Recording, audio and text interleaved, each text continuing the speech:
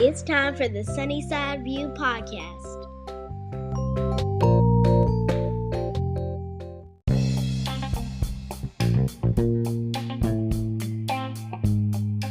Let's get it. All right, y'all. Welcome to a pivotal episode of the Sunnyside View. Today, we are diving headfirst into a crucial conversation that is much needed with Miss Angie, who I like to call an extraordinary figure in human resources. Okay. Our focus today is I hate my job, how toxic work culture is killing the workforce. So this wasn't the topic that I came up with. This is as I'm talking with people about podcasts that they want to hear. It was like, the toxic work culture, I'm sick of it. I don't know what flip switch since COVID, but the people are not putting up with it. So Angie, tell us a little bit about yourself, about your expertise, so that people know that we ain't just pulling nothing out the hat. She is my favorite Zeta Phi Beta, okay? So I always like to make sure that people know that's my girl. Okay? Let's be clear. So thank you so much for allowing me to, just dive in and be a part of this conversation, which I do think is really, really important. So I do come to you as Miss Angie, the HR go-to person. And I will say just a little background about me. I have been in human resources for a little over 20 years. Mm-hmm. That's a long time, a little over 20 years. And but the very interesting piece about my HR experience is that I'm a nonprofit baby. So I've had my feet planted in nonprofit HR management for years. And so and the reason why I do that is because, again, it goes back to the, work environment, looking more at myself in the mirror when I'm, coaching and development, developing staff. I want to look at more of what looks like me. So that's what's important. And I'm actually finding a lot of that more in nonprofit organizations. And that's what's important to me. So 20 plus years doing HR, I'm specializing more so in employee relations, coaching and development, training. If you've ever been in HR before, people who are listening, if they've ever been in HR before, I worked myself from the bottom and now I'm here. So I started off as basically a personnel technician at a housing authority, just processing, HR paperwork stuff. So I really worked myself up through the canals of HR, and I'm proud to be here. So I love that. And don't sleep, she has worked for large corporations, a large nonprofit. So let's be clear, she knows what she's talking about. And I just realized I was sitting here doing the math. I have known Angie for 15 years, and the first time I met her was the job that I was working at had missed my hours. They didn't put my hours in. This is back in the days where you had to manually write down and put the hours in, and they had not turned in my hours, y'all. I was a single mother of 2 kids in a new city. My family was not there, and Angie made them print my check. And she walked over. She came over to my job and handed it to me. I was like, "Here, girl. I was not going to make you wait for them to make it."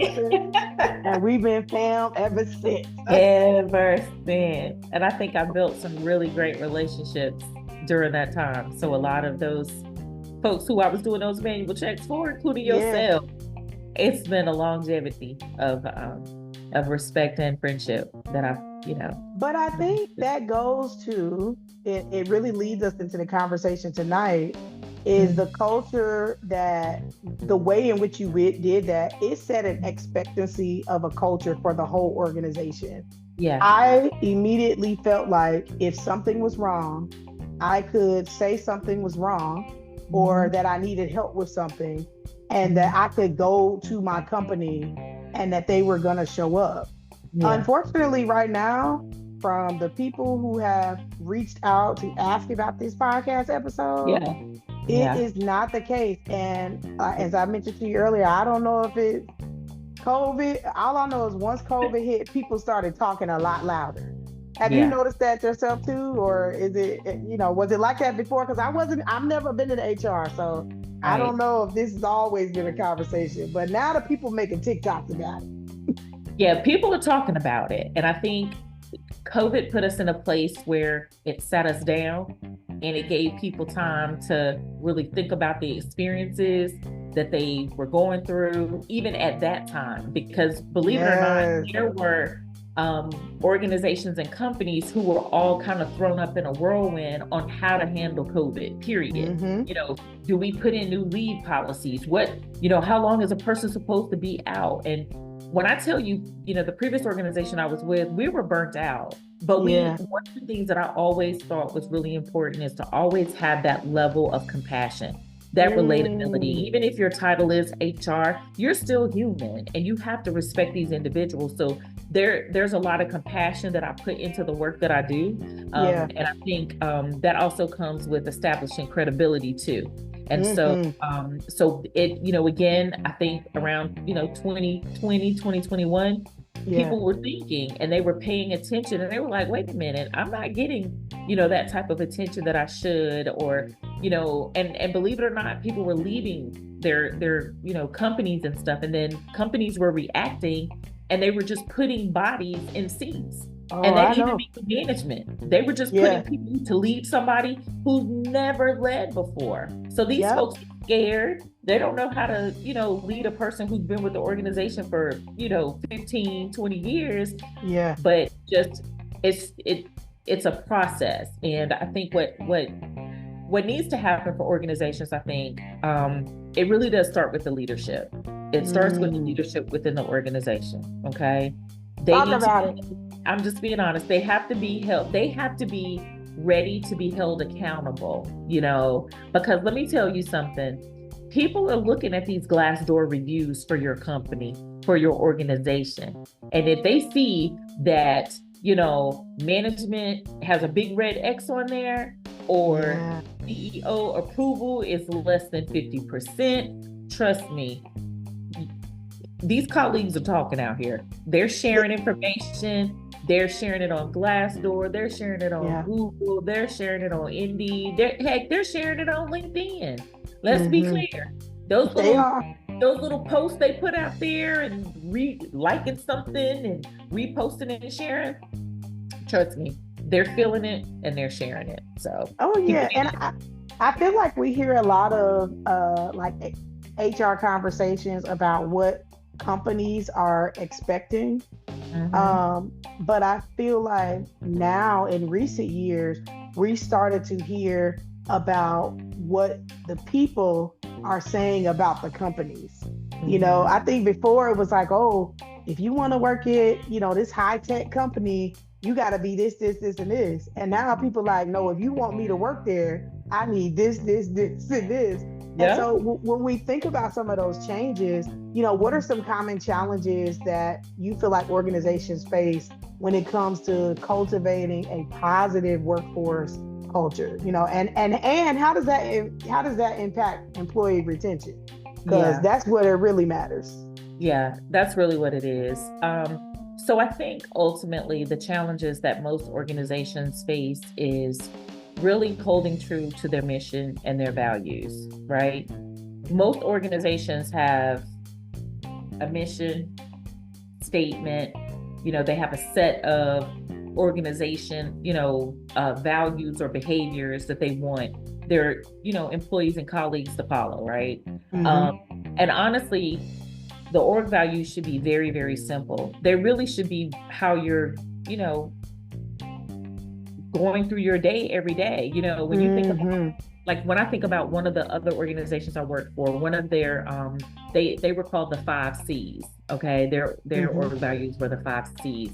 And, you know, 2 that just kind of sit at the top of my head are compassionate and credible. Right. And so you have to know that you're, you know, if I know I'm a compassionate and credible person, then guess what? It shouldn't be hard for me to be that example each and every day. Right. And so what I'm starting to see, honestly, is that a lot of our leaders aren't leading by example. So you've all sat down at this table, you've got this mission statement, you've got this code of conduct, you've got, these org values and behaviors you want to follow, but then as a leader, you're not following them yourself. Yeah. So how do you expect, and again, you're the leader of a flock, right? You're managing it. You're leading this team, because as a CEO or executive director, VP, whatever, if you have a team, you're kind of commingling here with both managing and leading. So you've got to know how to do the two.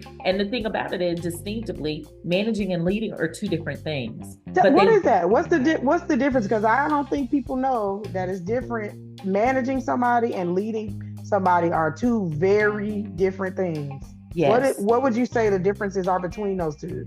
Yeah, so good question. So what I think, from my perspective in working in HR, managing means managing the work, managing the processes that, your team is able to get through, maneuvering through those challenges and helping support. That to me is managing. Leading is more of this person, being a leader. When you come to me and you have specific questions and how I can support you and do that type of thing. That is guidance. Exactly. Yeah. So that's where that leading comes in. So you manage your team, you manage the processes, the procedures and things of that nature, but then you also lead. And that means you have to be the example. And I think that's lacking, because again, we're hiring managers to only manage. We're really not, a lot of businesses aren't hiring them to also lead. And I think that they're getting, because I'm gonna be honest with you, I think most businesses and organizations know that. They really do. Yeah. They do that. But I think a lot of times they're ready just to get somebody in the seat so that it doesn't on that next level leader to be able to manage and lead those people. So and I think the terms might even be a little, no matter where you are, the terms might be different. Like it makes me think of, community service organizations where it would be a coordinator versus a director. It wasn't, one of them is really managing what's happening, and one of them is the director is the innovative leader that is creating what the coordinator would coordinate. Right. So, but sometimes you will hire people who are phenomenal coordinators, but they would be terrible directors because they're really good with administration and just keeping the things going, but they're not going to create something new. So this is so good. I love this.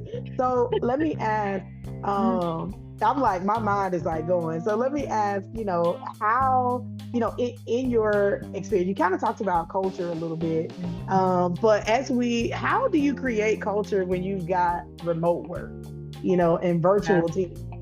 How does that impact workplace culture? Because the people, let me tell you, the people don't like and when I say the people, I'm saying a lot of executive teams hate it with a passion. But the people who are working, I ain't talking about people that's laying down and they ain't doing their job. I'm talking about people who are actually working and doing it from home. They love it. So how does that remote work, virtual team, how do you create that culture? How does it impact workplace culture?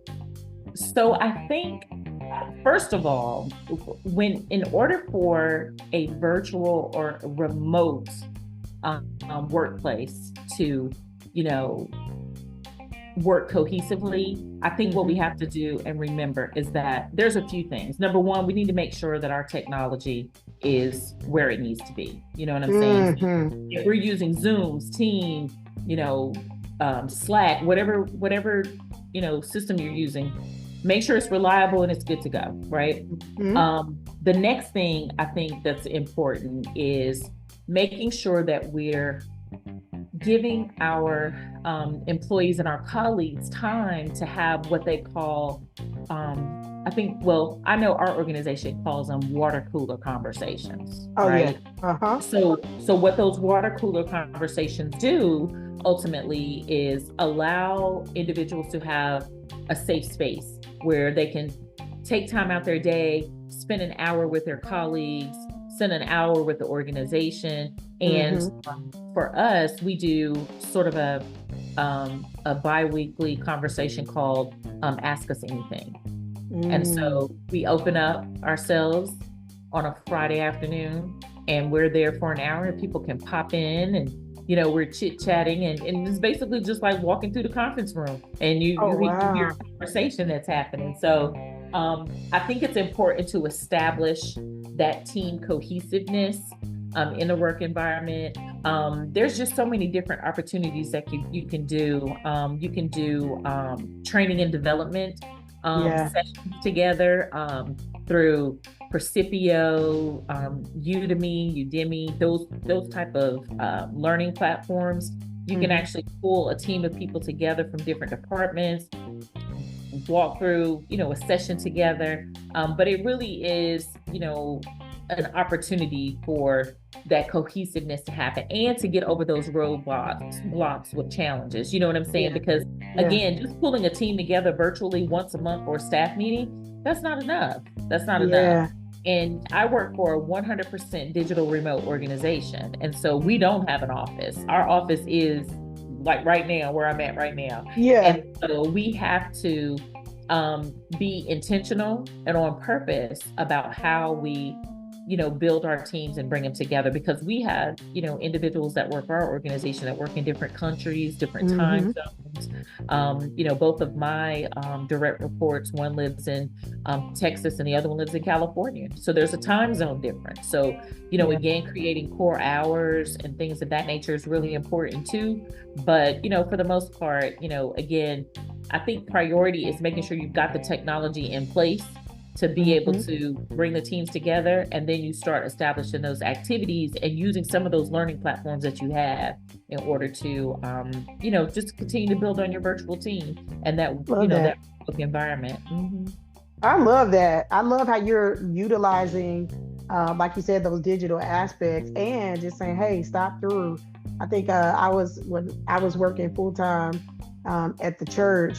One of the things we would do is with our global partners is we would kind of open up a Zoom and people could stop in for pastoral hours. Like you could just log on and chat with us, and and it was so empowering and connecting. I remember one time I sat on there, I made a post about it. I said, "Lord, I've been on with so-and-so for 4 hours and we weren't even talking. We were just working on stuff and playing music and just checking in." But you're right. I think there's opportunity, and I think so that's some of those changes that we have seen. So thank you for bringing that up. I'm going to ask you a lot of questions about culture because I think that from people sending in questions about this, a lot of it centered on culture.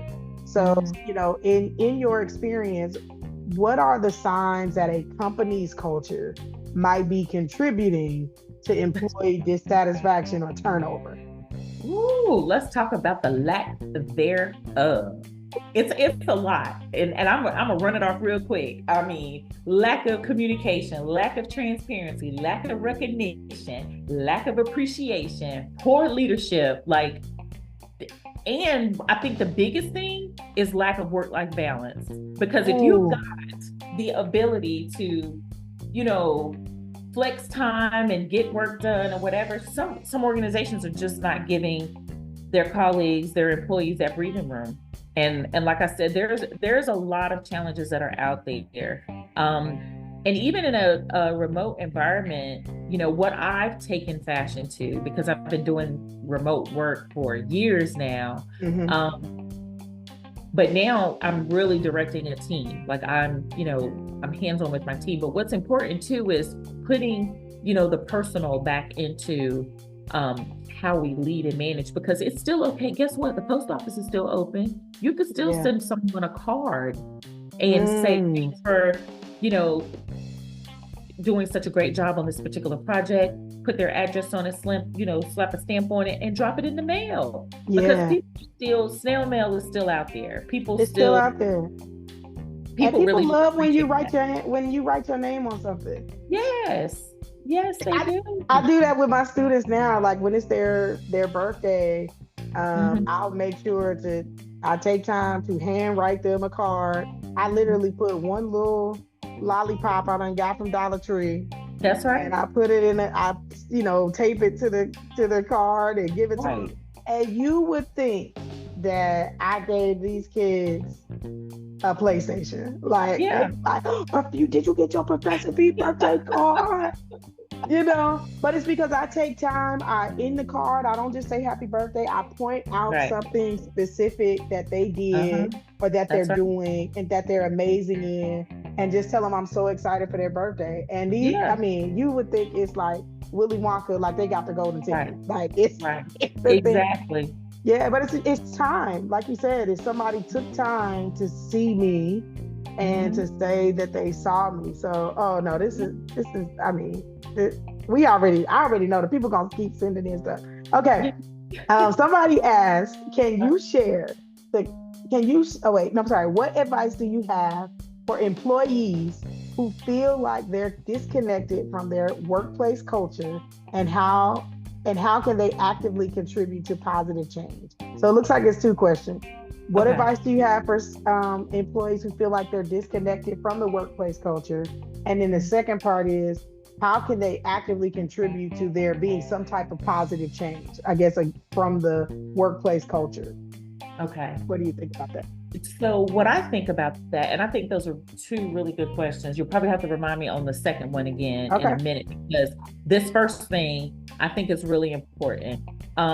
Especially when you're working in a remote environment virtually, I think, and even if you're working in office on site, I think it's important for individuals to have buddies in the workplace, and the buddy in the workplace needs to be someone who operates as a peer, who can ultimately, just share, personal highlights, successes, things of that nature. They just need to establish that relationship with a buddy, right? And if they can do that, can then help leverage them feeling more inclusive. Because again, there was a course that I had taken years ago. I'm trying to remember it real quick. It's about mindfulness, but it also is about relating to people who you would never think you have. It was kind of like a spinoff from a microaggression course that I had taken. But long of it short, I did end up buddying with another colleague, right? And she was Pacific Islander. She was located in San Diego. And I'm, of course, in North Carolina, but she and I would spend, once a week on a Tuesday afternoon, about 45 minutes just chit-chatting, And the crazy thing is, we found out we had so much in common. Yeah. But we had two totally different walks of life. But it's crazy how I felt so comfortable, even after 6 months, working with her, shouting her out on calls, in meetings. And and I will say this, I do feel like, even though she didn't say it to me, I do feel like she felt that she didn't feel a part of our team or, our department. But even after, the 6 months, like one day she just shouts me out and was like, you know what, I just have to give a shout out to Angie because she made me feel like this today and she remembered my birthday. And I'm like, oh. But again, that made her feel pulled in. So that's the first thing that I thought of when you asked that first question. So getting a buddy, I think, it is important to establish that relationship and to feel inclusive. And a buddy who doesn't hate your job. Because, that's right. Because sometimes we be like, oh, I'm gonna go talk. We now it's the teacher lounge. I'm gonna go on the teacher lounge with a teacher that's also gonna complain. That's not gonna help you. That's not the buddy you need. No, the buddy that you need, looking at positive. That's right. And so, my advice again is the buddy that you need is someone that you see excelling, who's got years under their belt, who's very proud to where, it could be that person who's always wearing their logoed, that's good. Paraphernalia for whatever it is. And to me, they're wearing that because they're proud. Yeah. That's what they're celebrating. But like I said, people have to be very specific. They have to be intentional and on purpose about what they select. And again, you're right. Don't find somebody who's complaining, that's a Debbie Downer.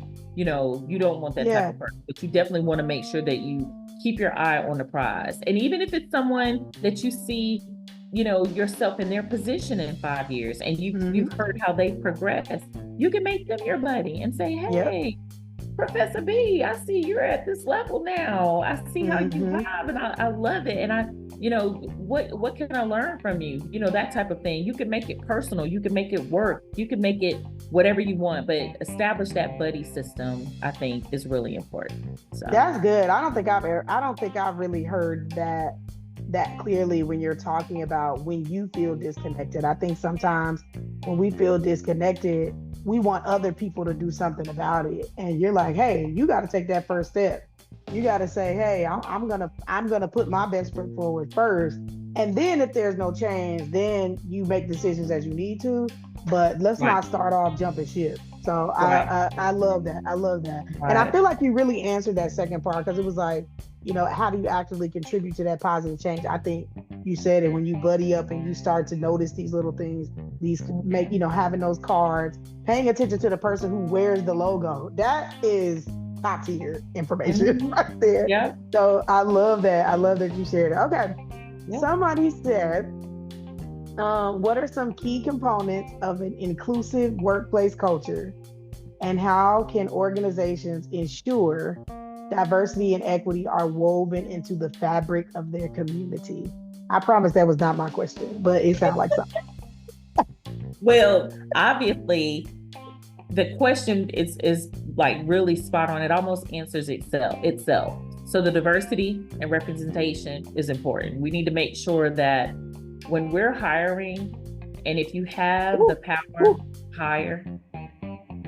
If you're in that recruitment role, if you're in that HR manager role, if you're in that leader role that's responsible for putting together recruitment plans, you need to be a huge proponent in a diverse workforce. And you need to make sure that when you're looking into that you need to reflect on the backgrounds, the different experiences, the perspectives and things of that nature. As well as, we want to make sure that we're offering equal opportunities for growth and advancement for everyone. So that equity and that fairness, all of that is like really important. Gaining respect, making sure that, we are responsible for, creating an environment where all of the people that we interact with, that they feel respected, that they feel valued, and they also feel included. So that's really important. But like I said, open communication is key. Again, collaborating, making sure that teamwork, is there.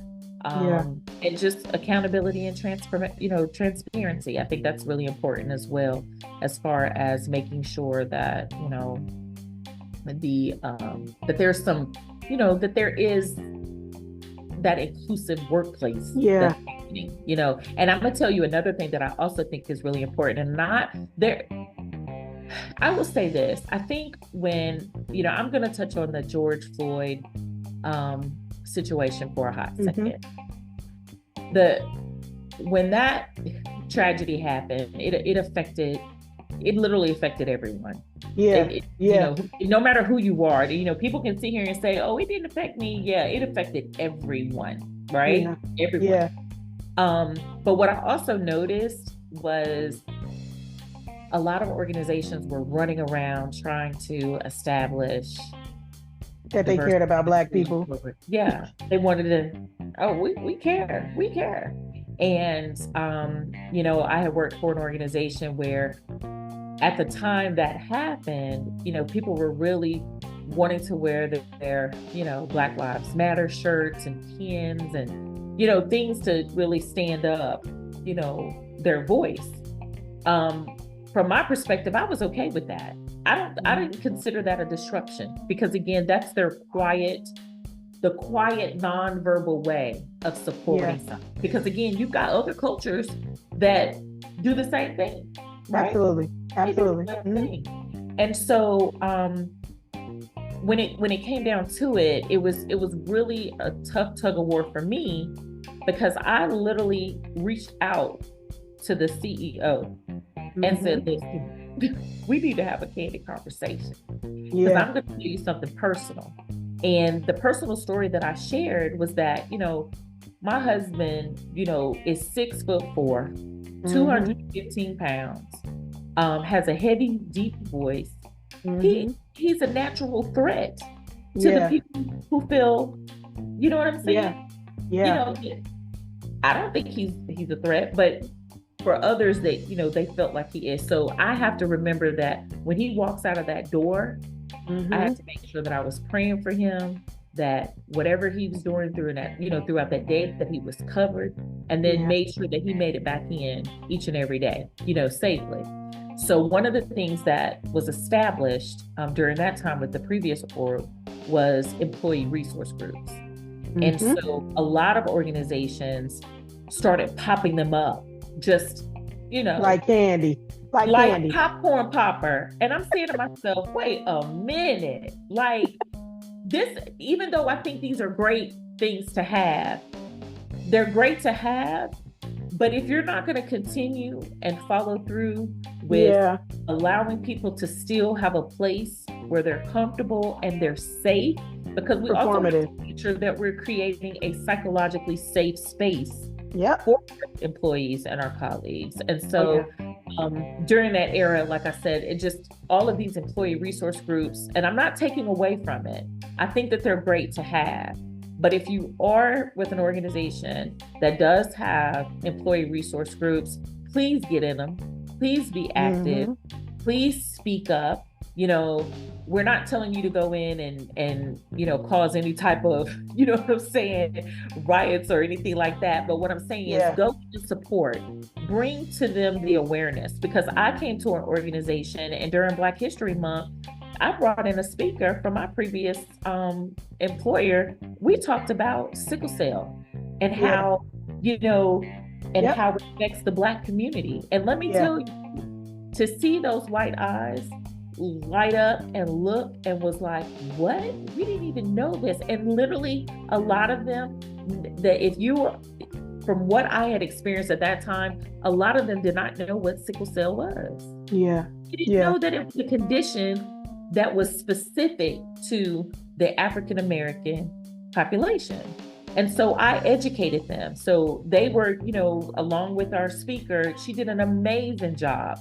And, she shared her personal story. But again, it goes back to that inclusiveness. You have to make sure that if you are going to participate in those employee resource groups, make sure that you're active, make sure that you're bringing new ideas, and just, again, make sure that you're holding your organization accountable to making sure that those resource groups are being supported and sponsored by their leaders as well. So I love that, because sometimes we'll say that we have these groups, but like you said, it really becomes performative. That's right. When it's like, oh yeah, we get together for an hour each week and do what? What are y'all doing? What are you doing? So also having some action behind it. You mentioned something about transparency. You said it a couple times tonight. And when we think about transparency, I work for this amazing company that I'll share with, and I work online, so there's no office that we have. But in an effort to be transparent, they utilize, which I have a love and hate relationship with, they utilize Slack. And they say the company policy is no DMs. So everything that you want to say to somebody, they want you put it out so everybody knows. Now, I know literally everything that is going on with this company because there's no closed door meetings. Like they we all meet, we have our different things that we do. But if you want to ask somebody something, they don't want you to email. It is put it in Slack. You add the person that you want, and then they know if you responded, everything. And so it was a definite shift for me, because I was like, why do I need to know what is happening in this sector, But then when I realized, as I'm sharing with people about the company, I know exactly when it's coming out. I know exactly why, maybe something isn't coming out when it's supposed to. I know the response that I should be giving because everybody knows what has been given. And it's just a level of transparency that I hadn't really been afforded in a company before. Yeah. And even though I sometimes go to that thing and it's got 88 new messages, as I start scrolling through them, I'm like, oh, I didn't know we were doing that. Yay. And I love that. So that level of transparency, I do understand that there are times where there's things that you can't share.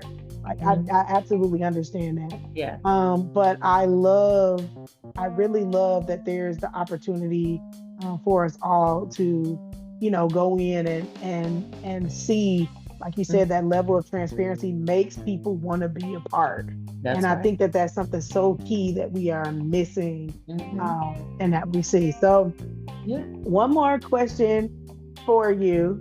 Okay. It says, as we look to the future of work, of the workplace, what emerging trends or practices in HR do you see as crucial for building and sustaining a thriving workplace community? And I say thriving because I think too often we are surviving. Yeah. So what is going to make people want to run to work? Because the people are like, I hate my job. That's what they're saying, right? I mean, I'm not lying. This is what they're saying. The people they're literally saying, I hate this place. What can I do? So one of the things that I really try to socialize in the workplace is participate. I know for some people, they're probably going to cringe when I say this, and it's okay. But this is coming from your HR professional, folks. Okay. I need y'all to listen to me. Go to HR, okay? Let me tell you, when these annual, they call them all different types of names. They call them like employee engagement, staff engagement, annual engagement surveys. When those surveys come out, let your voice be heard. Ooh.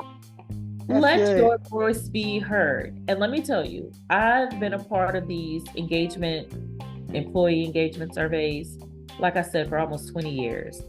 And when I tell you, I can truly tell you, they're confidential because the companies that they work for, there's no way the algorithm can figure out who you are. And I'm the person that's breaking a lot of the data down, and I can't see who did what. Now, if you have an opportunity and get it, make sure your voice is heard and say what you feel would be the best benefit. I'm not saying go off and in the comments or your freestyle and cuss somebody out and do all that. No.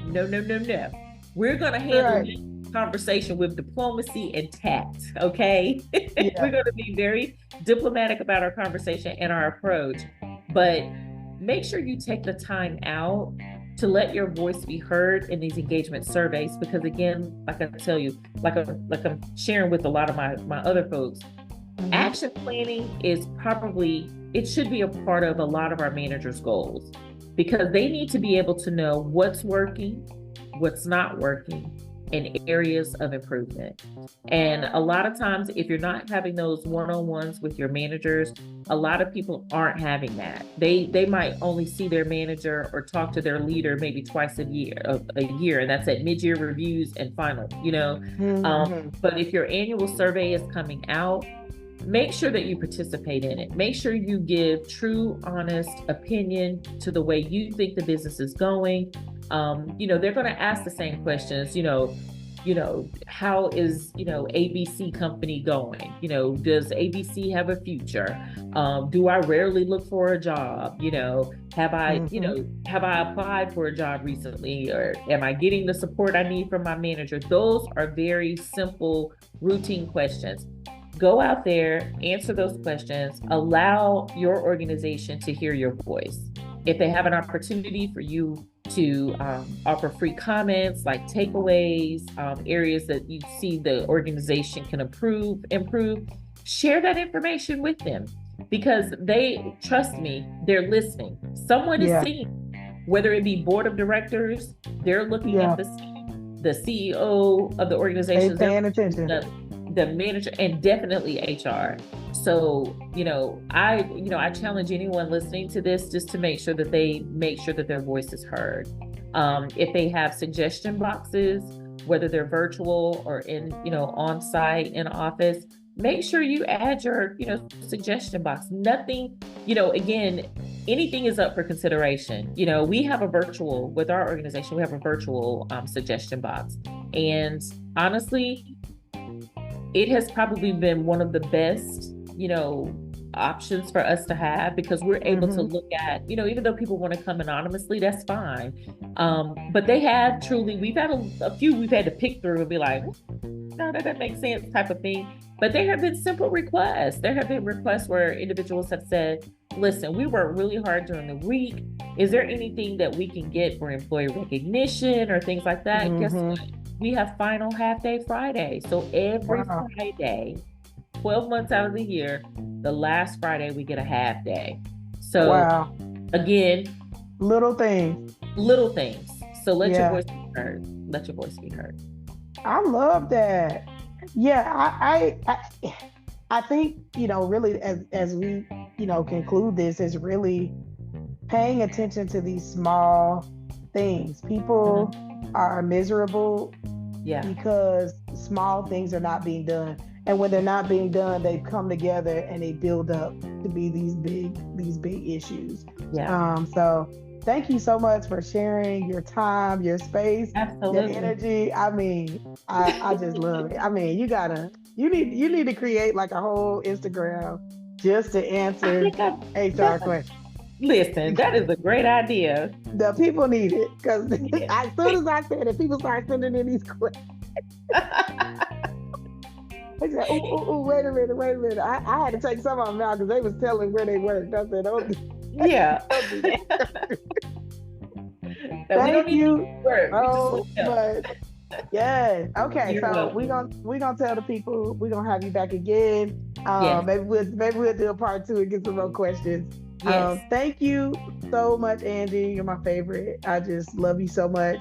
And I'm so excited that you took time to help educate us today. HR is your friend. HR really is your friend.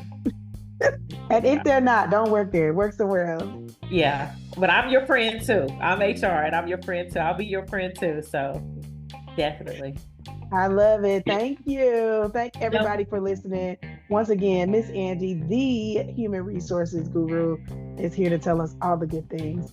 So glad to have her, and we will have her back again.